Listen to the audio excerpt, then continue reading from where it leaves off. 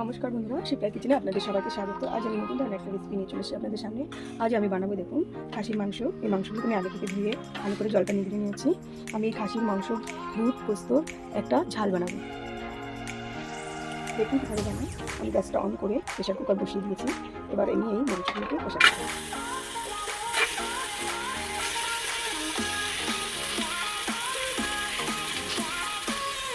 আর দিয়ে দিচ্ছি আমি জল।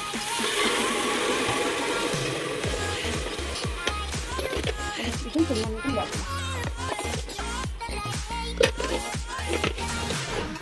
আর দিচ্ছি লবঙ্গ, এলাচ, দারচিনি আর দিয়ে দিচ্ছি চটকি। এগুলো দিয়ে আমি একবারে প্রেশার কুকারটা বন্ধ করে, দেখুন প্রেশার কুকারটা আটকে দিয়েছি। এবার প্রেশার কুকারে আমি মাংসটা 4-5টা সিটি দিয়ে নেব। এবার আমি পাশে গ্যাসটা বসেছি। দেখুন আমি একটা ওভেনে আমি মাংস সিদ্ধ বসিয়েছি প্রেশারে, আর একটা আমি বসিয়েছি ওভেনে দুধটা ফুটে উঠেছে। আমি এর মধ্যে দিয়ে দিচ্ছি গরম মশলা, আস্ত গরম মশলা, আর দিয়ে দিচ্ছি দেখুন 2 ধরনের লঙ্কা, কাঁচা লঙ্কা, শুকনো লঙ্কা। এবার আমি এই দুধটাকে ভালো করে জাল করতে দেবো। মাংসটা 4-5টা সিটি হয়ে গেছে, আমি নামিয়ে নিচ্ছি। এবার আমি কড়াইটা বসিয়ে দিচ্ছি। কড়াইটা গরম হয়েছে, এবার আমি দিয়ে দিচ্ছি সাদা তেল। এবার এই গরম তেলের মধ্যে আমি দিয়ে দিচ্ছি দেখুন আস্ত গরম মশলা আর সামান্য সাদা তেল। আর দিয়ে দিচ্ছি 2 শুকনো লঙ্কা, আর শুকনো লঙ্কা আগে দিচ্ছি তেজপাতা, আর দিচ্ছি শুকনো লঙ্কা। একটু নেড়ে চেড়ে ভেজে নিতে হবে।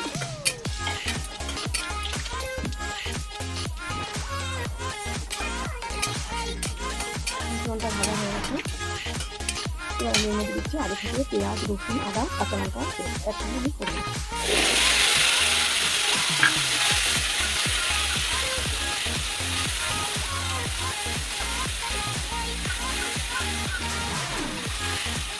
এটাকে একটু নেড়ে চেড়ে একটু কষিয়ে নিতে হবে।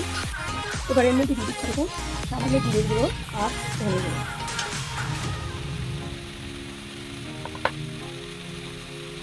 এটা নেড়ে চেড়ে একটু কষিয়ে নিতে হবে।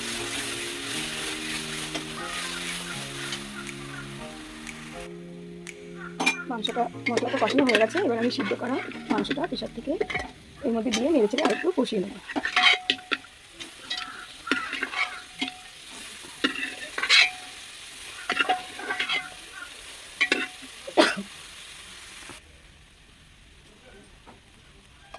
আমি এবার এর মধ্যে দিয়ে দিচ্ছি দেখুন ঘি,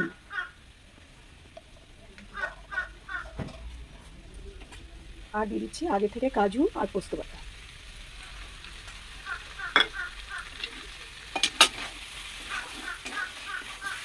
এবার আমি আর একটু নেড়ে ছেড়ে নেবো কষিয়ে।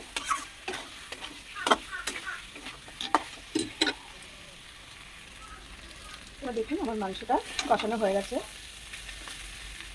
এবার আমি এর মধ্যে দিয়ে দিচ্ছি আগের থেকে সিদ্ধ করে রাখা শুকনো লঙ্কা, কাঁচা লঙ্কা, গরম মশলা দিয়ে দুধ। পুরো দুধটা আমি এর মধ্যে দিয়ে দেবো।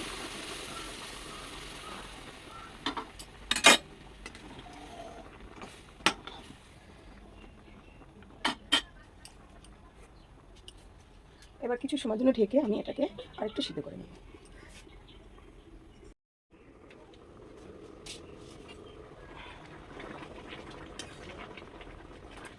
আমার মটনটা প্রায় হয়ে গেছে, আমি এখনই নামিয়ে নেবো।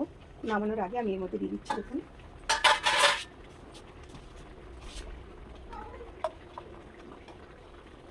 আর একটু ঘি,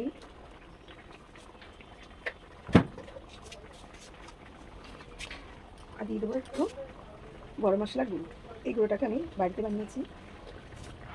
এবার একটু নেড়ে চেড়ে আমি সামান্য সময়ের জন্য একটু রেখে দিচ্ছি। আমার মটনটা হয়ে গেছে, আমি নামিয়ে নিয়েছি। আমার এই মটন, দুধ, মরিচ, পোস্তটা যদি আপনাদের ভালো লেগে থাকে অবশ্যই লাইক, শেয়ার আর সাবস্ক্রাইব করতে ভুলবেন না। বাই বাই বন্ধুরা।